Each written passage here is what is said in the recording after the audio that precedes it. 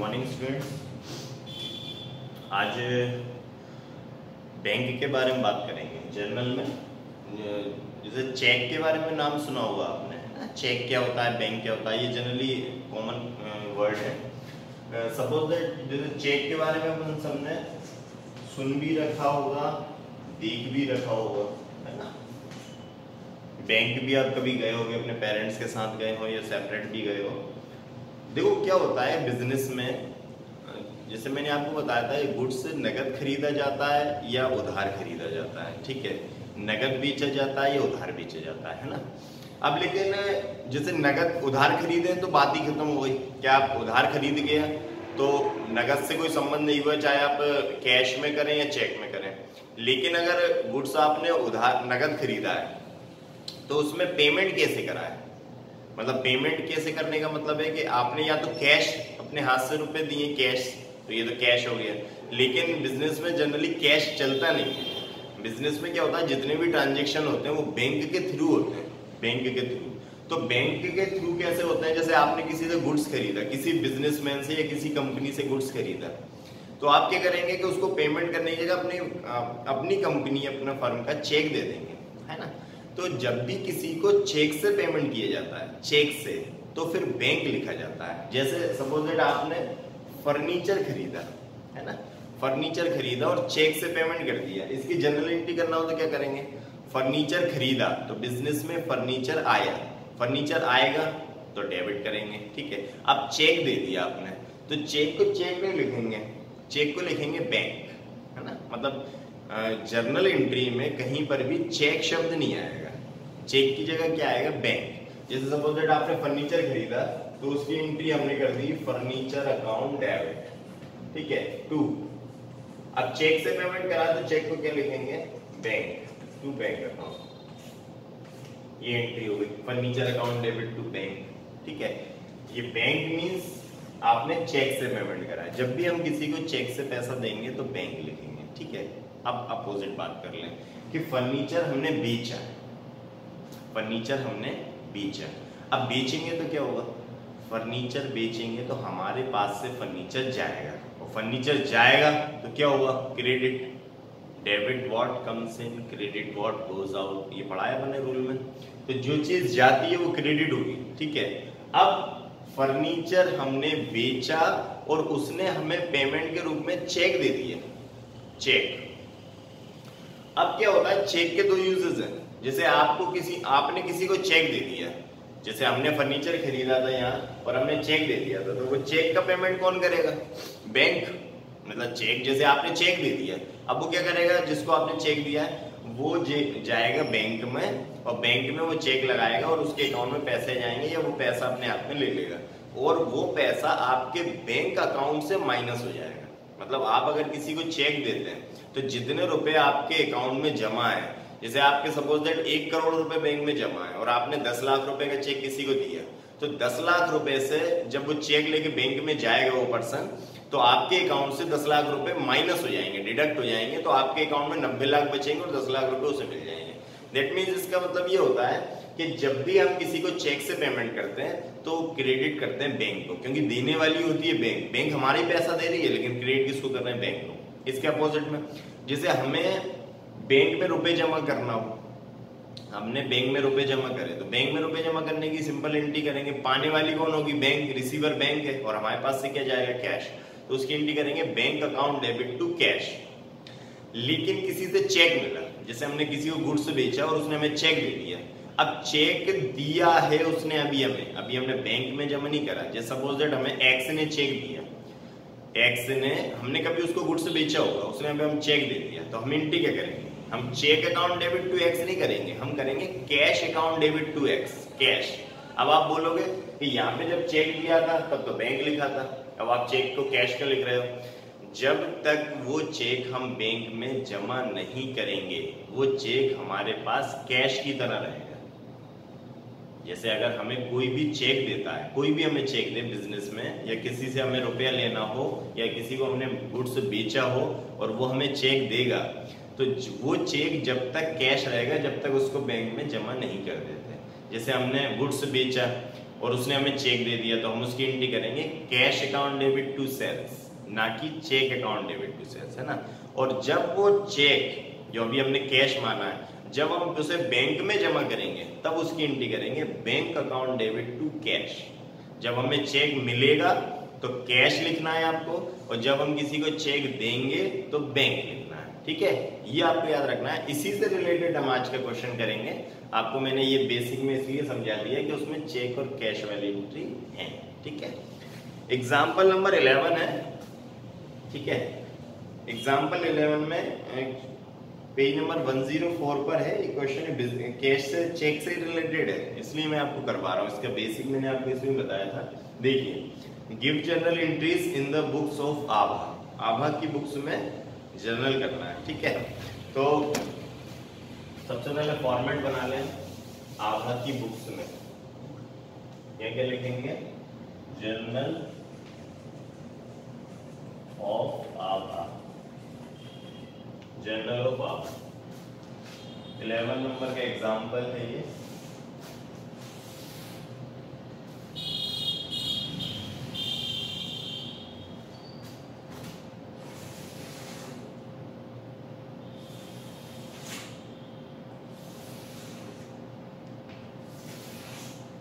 और यहां पर डेट का कॉलम, ठीक है। डेट, पर्टिकुलर्स, LF और 2 अमाउंट कॉलम कई बार लिख चुके हैं, आप लिख लेंगे, ठीक है।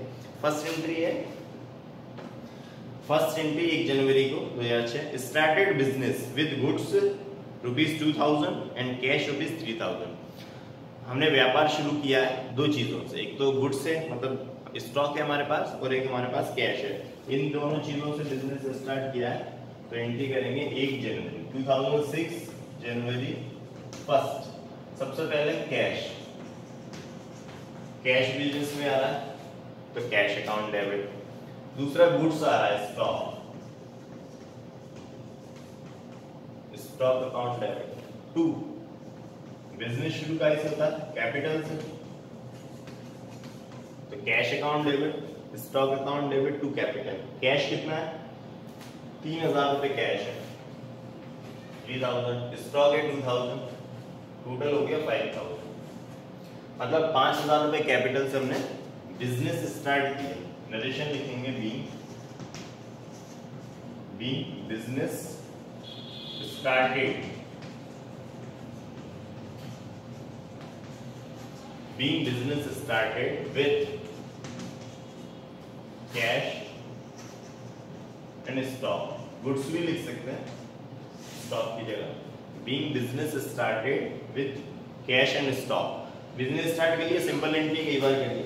अब थोड़ा ध्यान से देखना नेक्स्ट एंट्री को। नेक्स्ट एंट्री है 5 जनवरी को, purchased goods from Shri Suresh Kumar. Suresh Kumar से हमने गुड्स खरीदा, ठीक है, वर्थ ₹2000, 2000 रुपए का, 2000 रुपए का सुरेश कुमार से गुड्स खरीदा, under 10% trade discount and 5% cash discount. 10% trade discount और 5% कैश डिस्काउंट है, which was paid to him by cheque. और उसका हमने जो पेमेंट करा है ना, वो कैसे करा है? चेक से। चेक से किसी को पेमेंट करेंगे तो क्या लिखेंगे? बैंक। चेक आपने किसी को दिया तो उस चेक का पेमेंट कौन करेगी? हमारी बैंक, ठीक। तो गुड्स खरीदने को क्या बोलते हैं? गुड्स खरीदा, तो गुड्स खरीदने को बोलते हैं परचेज। 5 जनवरी, 5 जनवरी को हमने एंट्री करी purchase account debit, purchase account debit, ठीक। गुड्स खरीद ली। 2, अब कैश से नहीं खरीदा, चेक से खरीदा, तो 2 बैंक अकाउंट, और 2 कैश डिस्काउंट भी है इसमें, तो 2 डिस्काउंट, ठीक है। अब देखिए टोटल गुड्स कितने का है? टोटल गुड्स है 2000 रुपए का, ये लिखा 2000 रुपए का टोटल गुड्स है। उसका 10% ट्रेड डिस्काउंट माइनस कर दो, 0 0 0 0, कितना आ गया? 200। तो 2000 रुपए के गुड्स का 10% ट्रेड डिस्काउंट माइनस करके गुड्स बचा हमारा 1800 रुपए का, 1800 का, ठीक। इस 1800 रुपए, 1800 रुपए का 5% कैश डिस्काउंट माइनस करेंगे। 5% कितना होगा? देखो 1800 का 5/100, 0 0 8 5 40 और 90 रुपए। तो 90 रुपीज आ गए डिस्काउंट के। 90 रुपए कहाँ आ गए डिस्काउंट के सामने। 1800 रुपए से 90 माइनस कर दिए तो 1710, 1710 रुपए का चेक हमने दिया है। मतलब टोटल हमने 2000 रुपए का गुड्स खरीदा, 10% ट्रेड डिस्काउंट था, माइनस कर दिया। तो 10% माइनस होने के बाद कितना आ गया 1800 रुपए। अब 1800 रुपए का मतलब पहले ट्रेड डिस्काउंट माइनस करेंगे और ट्रेड डिस्काउंट माइनस करने के बाद जो अमाउंट आएगा उस पर कैश डिस्काउंट माइनस करेंगे। तो कैश डिस्काउंट 1800 रुपए पे निकाला कितना 5%, 90 रुपीज। 1800 में से 90 माइनस हो गया तो 1710। नरेशन लिखेंगे बी गुड्स परचेज्ड, गुड्स खरीद लिया हमने, गुड्स परचेज्ड बाय चेक, या बैंक भी लिख सकते हो यार, नरेशन में आप लिख सकते हो, नरेशन में कोई इश्यू नहीं है, चाहो तो बैंक भी लिख सकते हो cheque. Goods purchased by cheque with trade discount and cash discount. Being goods purchased, goods खरीद लिए हमने चेक से, ट्रेड डिस्काउंट और कैश डिस्काउंट के साथ। कुछ भी नया नहीं है, नया कुछ भी नहीं है इसको छोड़कर। बस अभी तक या तो दो तरह से गुड्स खरीद रहे थे, या तो उधार या नगद। उधार खरीद रहे थे तो यहाँ पे उसका नाम आता था, और नगद खरीद रहे थे तो यहाँ पे कैश आता था। अब तीसरी चीज आ गई, चेक से खरीद लिया, तो चेक से खरीद लिया तो क्या आ गया bank. Next 10 January 10 sold goods ₹1600 to Dinesh Kumar allowed 5% trade discount and received cheque in full settlement of his account after giving him ₹20 as cash discount. बहुत अच्छी एंट्री है। दिनेश कुमार को 1600 रुपए का माल बेचा, ठीक है, 5% ट्रेड डिस्काउंट है, और इसके बदले में हमें एक चेक मिला है। चेक उसने, दिनेश कुमार ने हमें चेक दे दिया। चेक दे दिया तो गुड्स ऑटोमेटिक क्या हो गया, नगद ही हो गया। मतलब आप ये नहीं कह सकते ना कि दिनेश कुमार ने हमें चेक दे दिया तो दिनेश कुमार को हमने उधार माल बेचा है, उधार थोड़ी हुआ है। वो चेक हम बैंक लेकर जाएंगे, उसका पैसा मिल जाएगा तो नगद कहलाएगा। तो कैश की जगह ये आ गया चेक। मैंने आपको समझाया था बेसिक में भी, किसी से चेक मिलेगा तो कैश लिखना है, और किसी को चेक देंगे तो बैंक लिखना है, ठीक है। तो चेक मिला है, लेकिन चेक मिलने के बाद फुल सेटलमेंट हुआ है, चेक मिला, और उसमें भी 20 रुपए कैश डिस्काउंट दे दिया, 20 रुपए कैश डिस्काउंट। तो कैश डिस्काउंट एंट्री में आएगा, ठीक है। तो अच्छी एंट्री है, इसको अपन क्लियर करते हैं। ये दो एंट्री आप नोट कर लेना, ये पहले वाली।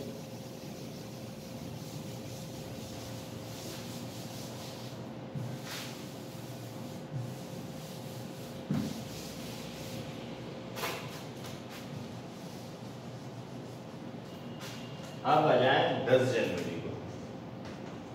10 जनवरी गुड्स बेचने को क्या बोलते हैं, सेल्स। गुड्स बेचा होता सेल्स। चेक मिला है, चेक को क्या बोलेंगे, कैश। तो कैश अकाउंट है, कैश अकाउंट है, ठीक। अब 20 रुपए कैश डिस्काउंट भी दिया है, discount account debit to goods बेचने क्या बोलेंगे, sales. Cash account debit, discount account debit to sales. Total goods था 1600 रुपए का, इसका 5% माइनस कर दें, 0 से 0 6 30 और 8 80 रुपए। तो 1600 रुपए में से पहले 80 रुपए माइनस हो गए, तो सेल्स हुई हमारी 1520 रुपए, 1520 रुपए की सेल्स हुई। इस 1520 में से 20 रुपए हमने दे दिए कैश डिस्काउंट, फुल सेटलमेंट में 20 रुपए कैश डिस्काउंट चला गया।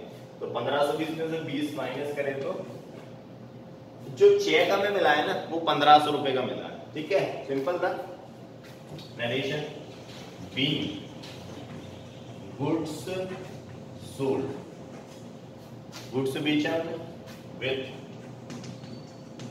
Trade discount and cash discount. Being goods sold with trade discount and cash, मतलब माल बेचा है हमने व्यापारिक पट्टा नगद पट्टा, एंड रिसीव्ड ए चेक। और आगे भी मतलब लिखना चाहें आप नरेशन को तो बढ़ा सकते हैं, और अगर आपको नरेशन में थोड़ी सी प्रॉब्लम आ रही है तो being goods sold with trade discount, cash discount के साथ भी काम चल जाएगा, बीइंग गुड्स सोल्ड से भी काम चल जाएगा, मतलब हमने माल बेचा, बात खत्म। अब क्या करा है ऊपर देख लो। लेकिन जो भी आपका एग्जामिनर होगा, जब भी वो आपका क्वेश्चन चेक करेगा और जब आप इस तरह की वो नरेशन देखेगा तो वो काफी इंप्रेस होगा कि आपको क्वेश्चन अच्छे से करना आता है ना। नहीं तो काम तो चल ही रहा है, मतलब ना, तो काम चलाना नहीं है हमें, मतलब काम चलाना होता तो गुड सोल्ड लिख देते और काम चल गई, बात खत्म। मतलब कई सारे लोग करते हैं कि बीइंग गुड सोल्ड, बात खत्म, काम हो गया। लेकिन काम चलाने से ज्यादा अच्छा है कि उसको सिस्टमेटिक करें, तो सिस्टमेटिक ये नरेशन लिख देंगे तो अच्छा लगेगा। नेक्स्ट और लास्ट एंट्री है 20 जनवरी की, ड्राइंग ₹500। ड्राइंग मतलब पर्सनल यूज के लिए कोई चीज निकाल लेना। ड्राइंग डेबिट होती है, 500 रुपए निकाल लिए 20 जनवरी को। ड्राइंग डेबिट होती है तो ड्राइंग को डेबिट कर दो, आरा drawing account debit.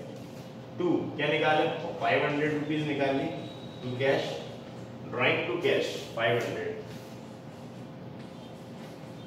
Narration B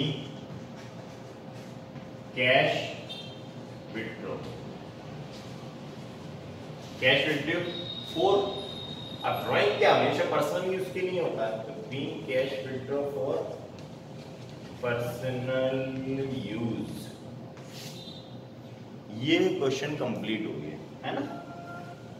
इसमें कई सारी चीजें आ गई, ट्रेड डिस्काउंट भी आ गया, कैश डिस्काउंट भी आ गया, चेक वाली एंट्री आ गई। इससे पहले के लेक्चर में हमने हाफ अमाउंट वाली एंट्री भी कर ली, तो लगभग जर्नल का काम खत्म हो गया आज। मतलब हम ये बोल सकते हैं कि जर्नल हमारी एंड हो गई, ठीक है। तो इसमें और कोई क्वेश्चन आपको डाउट हो तो पूछ सकते हैं, पूछ लेना, है ना। आज जर्नल को हम क्लोज कर रहे हैं। नेक्स्ट लेक्चर में या तो ऑफलाइन क्लास रहेगी तो नया टॉपिक स्टार्ट करेंगे।